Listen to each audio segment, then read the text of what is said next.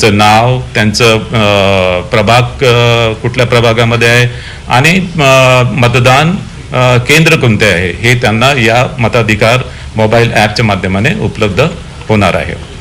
हे mobile app सध्या Android प्लॅटफॉर्मवर अवेलेबल आहे आणि हे iOS प्लॅटफॉर्मवर सुद्धा अवेलेबल आम्ही करून देतो आहे. मतदार जनजागृतीसाठी वेगवेगळे क्रिएटिव्ह रील्स आणि गीत आयोगाच्या माध्यमाने तयार केलेले त्याचा वापर करणार आहोत. आणि याशिवाय महापालिका आयुक्तांना 32 विविध प्रकारच्या ज्या मीडिया ॲक्टिव्हिटीज आहेत त्याच्या माध्यमाने सुद्धा मतदार जनजागृती करण्यासाठी त्यांना आपण निर्देश दिलेले आहे. मतदान केंद्रावर ज्येष्ठ नागरिक व दिव्यांगासाठी पूर्ण सुविधा पुरवण्यात येणार आहे. त्यामध्ये तान्याबाळासह असणाऱ्या स्त्रिया, गरोदर स्त्रिया, ज्येष्ठ नागरिक आणि दिव्यांग यांना मतदान केंद्रावर मतदान करण्यासाठी प्राधान्य दिले जाणार आहे. प्रत्येक मतदान केंद्रावर रॅम्प आणि व्हीलचेअर जिथे आवश्यक असेल ती व्यवस्था करण्यात येणार आहे.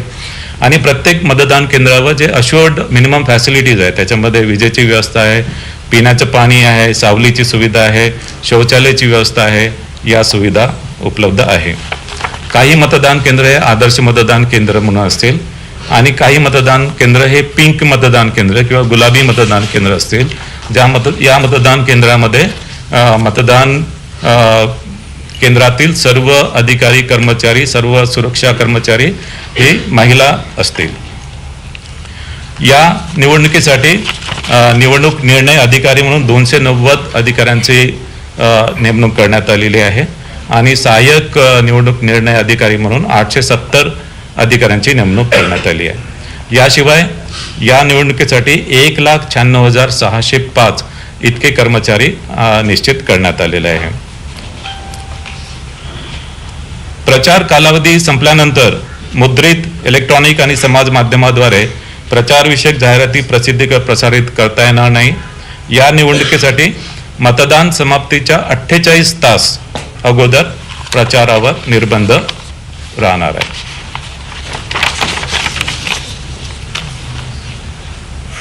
महापालिका स्तरीय माध्यम प्रमाणन व संनियंत्रण समिती स्थापन करण्यात आलेली आहे आणि विविध प्रसार माध्यमातील वृत्तांकनाच्या बाबतीत पाहणीसाठी संनियंत्रण व देखरेख या समितीमार्फत करण्यात येईल. राज्यस्तरीय माध्यम प्रमाणन व संनियंत्रण समिती सुद्धा स्थापन करण्यात आलेली आहे. याशिवाय राजकीय पक्षांशी वेळोवेळी संवाद साधण्यात आलेला आहे. राजकीय पक्षांसोबत बैठका घेऊन त्यांच्या सुद्धा सूचना विचारात घेण्यात आलेल्या आहे. स्टार कॅम्पेनरची संख्या ही 20 वरून 40 करण्यात आलेली आहे. आता मी थोडक्यात आकडेवारी सांगतो. एकूण महानगरपालिका ज्यांची निवडणूक होणार आहे त्या 29 आहेत. एकूण जागा म्हणजे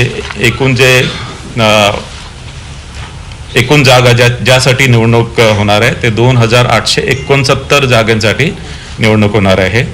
त्यामध्ये महिला 1,442, अनुसूचित जाती 341, अनुसूचित जमाती 77 आणि नागरिकांचा मागास प्रवर्ग 759. एकूण महानगरपालिका 29, एकूण जागा 2,869, महिला 1,442, अनुसूचित जाती 341, अनुसूचित जमाती 77, नागरिकांचा मागास प्रवर्ग 759. या निवडणुकीमध्ये ज्या निवडणुकीच्या खर्चावर जी मर्यादा आहे, बृहन्मुंबईसह अ वर्ग महानगरपालिकेसाठी 15 लाख, ब वर्ग महानगरपालिकेसाठी 13 लाख, क वर्ग महानगरपालिकेसाठी 11 लाख आणि ड वर्ग महानगरपालिकेसाठी 9 लाख. आजपासून संबंधित सर्व 29 महानगरपालिका क्षेत्रात आचारसंहिता लागू करण्यात आली आहे आणि जरी आचारसंहिता या 29 महानगरपालिका क्षेत्रापुरती जरी असेल तरी या महानगरपालिका क्षेत्राबाहेर जर एखादी घटना किंवा एखादा कार्यक्रम किंवा एखादी घोषणा अशा प्रकारे करण्यात आली की जी महानगरपालिकेच्या मतदारांवर प्रभाव करणारी आहे तर त्यावर सुद्धा आचारसंहिता लागू होणार आहे. मात्र ही आचारसंहिता नैसर्गिक आपत्तीच्या उपाययोजना आणि ज्या वेगवेगळ्या प्रकारच्या ज्या डिझास्टर्स येतात त्यासाठी मदतीसाठी ही आचारसंहिता यामध्ये आडकाठी असणार नाही. आता मी निवडणुकीचा कार्यक्रम आपल्याला सांगतो आहे आणि हा निवडणुकीचा कार्यक्रम बृहन्मुंबई महानगरपालिका आणि तसेच इतर महानगरपालिका या दोघांसाठी हा कार्यक्रम मी सांगतो आहे. नामनिर्देशन पत्र स्वीकारणे याचा कालावधी आहे 23 डिसेंबर ते 30 डिसेंबर 2025. 23 डिसेंबर ते 30 डिसेंबर 2025 नामनिर्देशन पत्र स्वीकारण्याचा कालावधी 23 डिसेंबर ते 30 डिसेंबर 2025. नामनिर्देशन पत्राची छाननी होणार आहे 31 डिसेंबर 2025. नामनिर्देशन पत्राची छाननी 31 डिसेंबर 2025. उमेदवारी माघारीची मुदत असणार आहे 2 जानेवारी 2026. उमेदवारी माघारीची मुदत 2 जानेवारी 2026. निवडणूक चिन्ह वाटप व अंतिम उमेदवारांची यादी. निवडणूक चिन्ह वाटप व अंतिम उमेदवारांची यादी 3 जानेवारी 2026. निवडणूक चिन्ह व अंतिम उमेदवारांची यादी 3 जानेवारी 2026. मतदानाचा दिनांक 15 जानेवारी 2026. मतदानाचा दिनांक 15 जानेवारी 2026. मतमोजणीचा दिनांक 16 जानेवारी 2026.